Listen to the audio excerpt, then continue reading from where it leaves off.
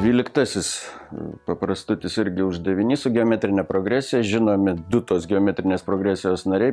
Pirmasis narys yra 2, antrasis yra 6. Viskas apie tą geometrinę progresiją yra žinoma.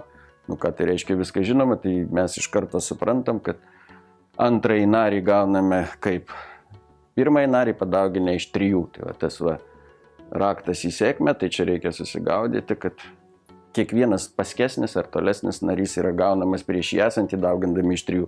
Ko prašo uždavinys? Sprendimo vėlgi čia neprašo. Sako, koks 4. narys? Na tai galima visiškai nesunkiai bei 3 užrašyti. Nieko čia per daug netaikydami jokių formulių, tai šitą turim dauginti iš 3, ne?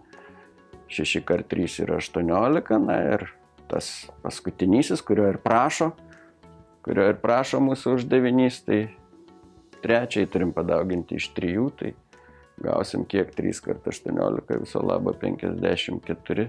Turint skaičiuotuvus ant stalo, matyt, čia nėra sudėtinga. Ir atsakymas yra 54 ir nieko čia neprigudrausi.